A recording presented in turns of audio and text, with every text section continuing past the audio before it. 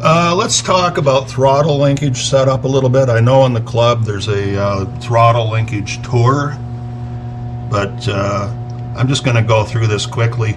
Right here on each side of the end of this cross shaft are bearings. You can see that one there. That's a new one in there. I just put those in. You got to take it all apart. There's a little roll pin there. You got to knock that out of there. It's a little bit of work to get that out. There's two 10 millimeter nuts right there. They actually are designed to fit into a little dish on this bracket so that it holds it straight in a certain spot. On this side over here you can see that little hole in the casting. Well, that ball pin right there has to be in the center of that hole. So that's your base setting right there, and everything else is set up from it. Let's see if I can get in. So I take all the throttle linkage off after I put the new bearings in there.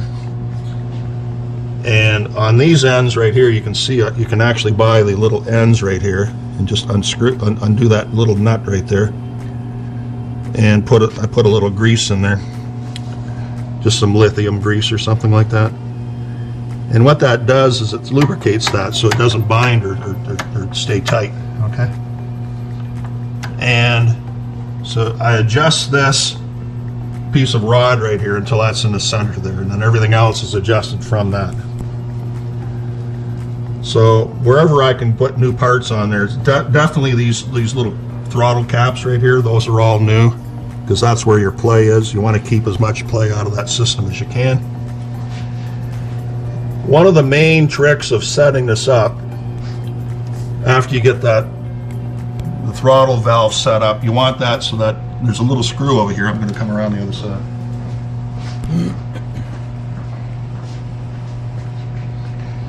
Yeah, you can see it right here. I'm pointing to it. There's a little slot on that screw. You can turn it in and out. You want that. Just shut it off. Okay.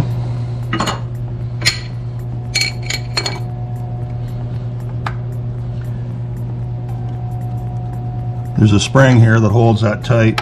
Okay, and you want that. You turn that in or out till you feel that just start to bite a little bit. You want to just show that, just do that, Matt, and you can feel it. Feel it just a little bit? Feel it? Yep. No.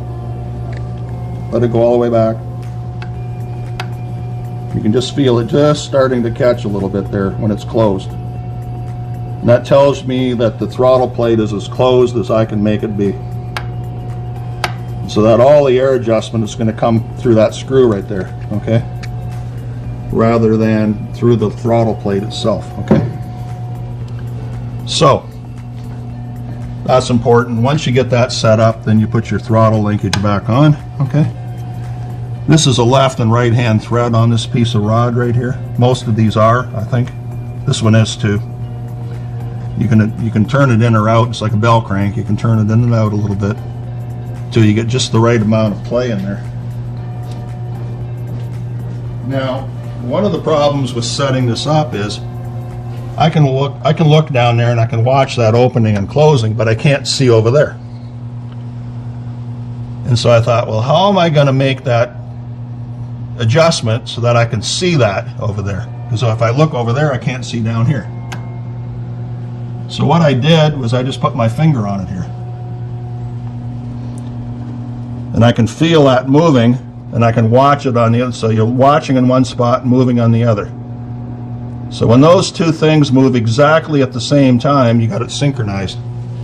And you need that. That's imperative. You want those things to open exactly at the same time, because the better you get that synchronized, the better your off idle throttle response will be. That car will pull hard coming up through the RPM range,